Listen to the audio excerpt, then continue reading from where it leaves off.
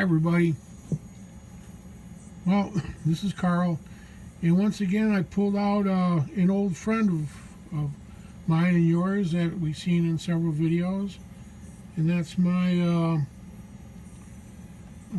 AM transmitter that I built from the plans that well, not really the plans, but the schematic that Rick McWhorter put out. And I have that here somewhere, and I'll flash it on the screen because I want you to see it again. Now mine is a little bit different than what the one that Rick originally put out. First of all, I don't have the 70 coil. I have one of my coils that I built here that I've used in several things. That's turned into a real handy dandy deal. And inside, if I can show you a little bit, if you see this, oh, shaky me, if you see this capacitor right there, I have that, and that's I replaced the variable capacitor, the tuning capacitor, with that one. Main thing is I really just wanted to have, one signal going out, and then I could adjust with whatever I'm picking it up with. And this really works. This is a really good little transmitter. I'm telling you, it's. Let me see if I can see what I'm doing here. Okay, I'm transmitting from that through there. And right now I've got it going into my messy stereo, a little Pioneer. And like I said, this is a great transmitter that you can build. It's really not that difficult. I did not use. I went out and bought the little coil, the little oscillating coil that he has in the schematic, and I originally had used that because I made some prototypes for this one, and it worked. I forget what it cost. It was like around $8 or something, but right now I'm not even using that. The only thing that you might have one around is the MOSFET, which, can you see it in here? Yeah, it's right there. I got that MOSFET right there. It's kind of, see, I built this little box and I put all the, you kind of put all together so it just wasn't hanging loose. But this is one transmitter that it's really fun to build, works really good. And talk about a nice stand-alone transmitter. I mean, we're talking about this project, this 3-in-1, where we've got the transmitter here, then we've got a crystal radio, and then we've got, it's kind of tore apart right now, but there's parts of it back there, the amplifier. So even though this is a 3-in-1, right here, this little transmitter is a great transmitter just to have, just to use. So let me, that's copyright free, thank goodness. So let's see, and that's from let me take a look. SoundCloud, yeah, and I've used they got great music there. You might want to go check them out if you want duty-free music. They have just tons of stuff. Okay, now there was another transmitter that I was messing with, and let me show you that. I don't know if we'll be able to get it running that, but it's super simple. Let me stop this and I'll come back. Okay, now we've got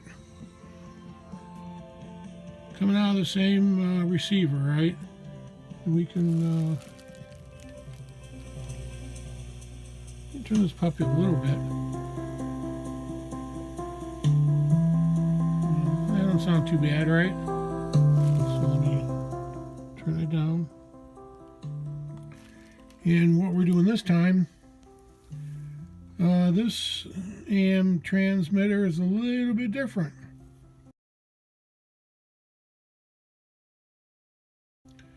As you can see, I'm using a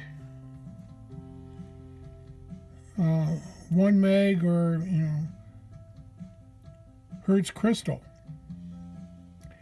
and I don't have any preamp hooked up to it. I'm running 6 volts directly to this, and I'm just running it through. I got a couple of my antennas, which antennas are a big deal. Okay, just like a lot of this stuff, you gotta have the good antenna. On this one also, this is the transformer I'm using. One of these, you used to be able to get them at Radio Shack. You can get them eBay. You can get them online pretty well. But if you see, that's this one right here. And I'm not using the center tap or nothing. I'm just now here's another thing with these. You might try it, and nothing will happen if it doesn't. Turn your transformer around. Instead of using the 2 on the one side, switch that around, and that a lot of times it works. You got to play with it. It's not gonna throw it together and it works every time. It just doesn't seem to be the case, So now I wanted to mention that RimStarOrg he set up one of these, and another one, Keystone Science. I'll tell you what, that young man on Keystone Science, he's really something. He's got great videos. Shows you how to do stuff and that. Sometimes I have to slow these videos down, I'll run it at, a little bit lower speed because he is a fast talker. But now on this one here, he uses just one of these like I'm doing now, and then he also has one where he puts a 386 LM386 on it as a preamp. And he walks way out into the yard and is picking up stuff. So this one here, I don't know how far I could go with it just on this one, but this is another one that you can use. And you can order these. You can get these. I have a couple of them I bought online, and I forget what they were. They're not. It's not like $2. They're like, I'd say $8 to $10. But it's a crystal, and it's hard to goof them up. And so it's a fun investment. And in the little transformers, you can get those. Now you can try different kinds of transformers too. I had some over here. They're just different sizes. And that's part of this hobby is playing and getting stuff to work. And the nice thing about this, it's another little, you can either have it with the trio of stuff that we're doing, or 2 of them, or you can do a standalone, just like what I'm doing right now. Let's say, I had something on my phone, one of my phones, and I wanted to listen to it on the stereo. Well, there you go. I can do that. And this one, actually, if you hear, is coming out pretty clear and nice. Let me try it. Let me turn it up again one more time, just a little bit. No, it's not going to be perfect. I'm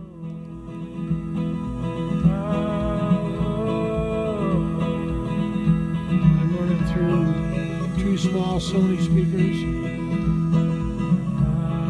But that don't sound too bad, does it?